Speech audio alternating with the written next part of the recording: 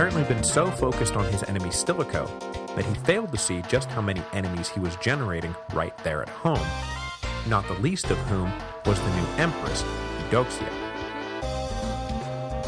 It's not that Rufinus didn't know Eudoxia was a deadly rival for power. After all, her marriage to Arcadius earlier that April had been publicly opposed by the prefect, as he had been pushing his own daughter on the emperor. And you can't really stand in the way of a woman's path to power and then expect roses and thank you cards when she slipped past you into the emperor's bedroom. Eudoxia quickly got together with one of Rufinus's court enemies, a eunuch named Eutropius, and together they conspired to topple the prefect, all likely with Stilicho's nod and wink, if not outright support. But if Stilicho was thinking that the fall of Rufinus would lead the Eastern Court to recognize his claim to regency over Constantinople, well, then he was let down.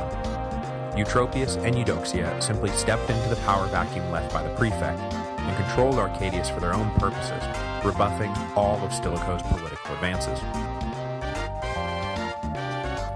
Shut out once again from the east, in 396, Stilicho turned his attention to his own backyard to ensure its stability when he inevitably went back across the Alps to confront Alaric. The rise of Eutropius and Eudoxia as enemies of the Vandal general meant that the Goths needed to be brought into Stilicho's sphere, and fast. Alaric must not be allowed to sign a peace deal with Constantinople. He must be brought to heel by the West, and if not converted into an active ally, then at least sidelined for any intra-imperial struggle. Stilicho's biggest fear, of course, was a vaguely noble one. He feared that Constantinople would give the Gothic king the Roman generalship that he had been craving as the price for an alliance. A price that Stilicho thought way too high and way too dangerous to the long-term health of the empire. Having ethnically barbarian generals was fine, after all he was one, but having one who doubled as the king of a barbarian nation, well, the implications of that conflict of interest were just too terrifying to contemplate. So Stilicho spent 396 marching up and down the Rhine, making deals with the Germans to get them to sit tight, raising new recruits and extra cash along the way. While Stilicho was under the Central Empire more or less at will. Not that he was on some hell-bent-for-leather trip. He too was looking for a political arrangement rather than a military victory, so as plundering campaigns went, it was actually pretty mild, and cities were of course more than welcome to pay their way out of any potential sacking. Eutropius, for his part, just sort of let Alaric run because he too was looking to strike a deal and didn't want to make enemies with the man he was trying to make his ally. It's also written a few places that the Huns were starting to make trouble near Syria, so it's entirely possible that even had he wanted to, Eutropius would have been unable to muster the resources to do anything about Alaric. In 397, though, Stilicho felt like he was ready to do something about Alaric. So he gathered up an army, partially composed of veterans and partially composed of new recruits, and sailed them over to Corinth. This was a gutsy move for the Vandal general, as Greece clearly belonged to Constantinople. To up and land an army there without permission could easily be seen as an act of war. And in case you're wondering, no, Stilicho did not have permission to up and land an army there. But he did have a moral argument that someone had to do something about the Goths. And are we not one united empire? So he landed his army and began to wage war on Alaric. But as with his campaign in 395, it was a war of positional maneuvering rather than open field battling. Alaric marched here, Stilicho marched there. Alaric marched there, Stilicho marched here. The Vandal general's objective was to checkmate Alaric, not destroy him. But again, as with the campaign of 395, Stilicho would be forced to break off his offensive before even checkmate could be achieved. There is no explicit reason given for Stilicho's decision to withdraw from Greece, and speculation ranges from the general believing that his new troops might not be a match for the Goths should it come down to a battle, to the fact that Eutropius had Stilicho declared a public enemy for waging this unsanctioned war, which undercut the political rationale for the campaign. But I have always suspected that the situation in North Africa might have been a major catalyst. What situation in North Africa, you ask?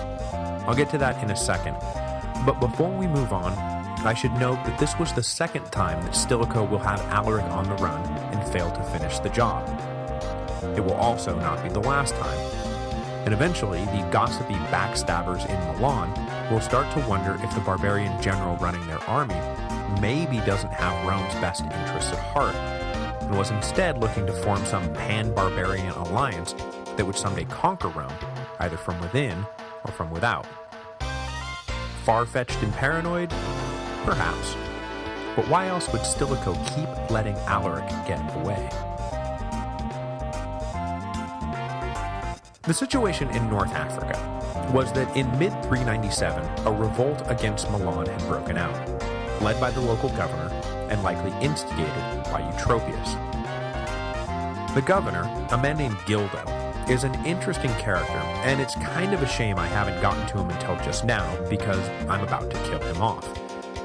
Gildo was of Berber descent, and had been a close associate of the Theodosian family, serving the elder Theodosius loyally during the campaign against Firmus. As a reward for this loyalty, the younger Theodosius promoted Gildo up the ranks, until by 386 the Berber general was more or less in charge of the entire North African coast, not counting Egypt, of course.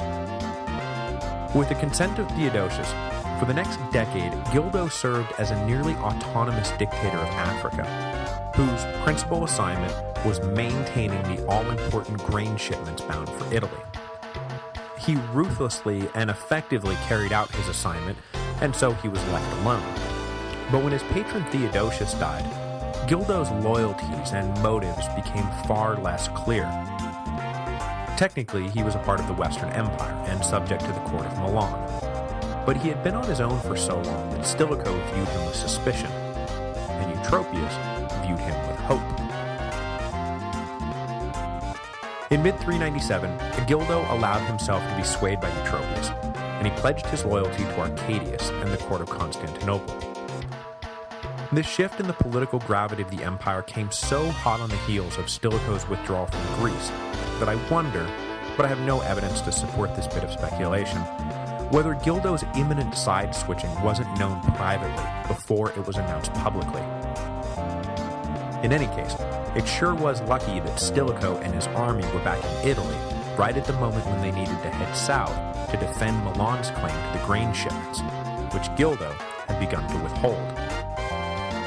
Stilicho sprang into action when the grain stopped coming, because he knew that any disruption to the food supplies would have been devastating to his political legitimacy, especially since earlier that year he had lost his most important political ally. In April of 397, at the age of 58, Ambrose of Milan had died. Ambrose had been the bishop of the Italian capital for 23 years, and is justly recognized not just as one of the most influential men in the history of the Catholic Church, which he obviously was, but also as one of the most influential men in the history of the world, period. He provided a continuity of leadership through an age during which no fewer than 6 different men laid claim to the imperial throne of Milan, and so it was he, way more than they, who really came to define that age and the future trajectory of both the church and the state. To say nothing of the fact that back in 386, he had personally converted a 30-something-year-old religious seeker named Augustine to Christianity, which is why I hold Ambrose personally responsible for all those times I had to read select portions of The City of God for the test on Friday. Stilicho spent the rest of 397 and the early part of 398 scrambling to deal with the loss of the African grain, and, showing off his administrative acumen, he was largely successful in the effort. Shortfall. This was only a temporary solution, but it was enough of a solution that far from toppling the Vandal general, his prestige was actually elevated, and he became stronger than ever. So strong, in fact, that he was able to push through the marriage of his daughter to the now 14-year-old Honorius, meaning that Stilicho was now not just the guardian of the emperor, but also his father-in-law, which also meant that down the road, he was going to be the grandfather of any and all imperial heirs.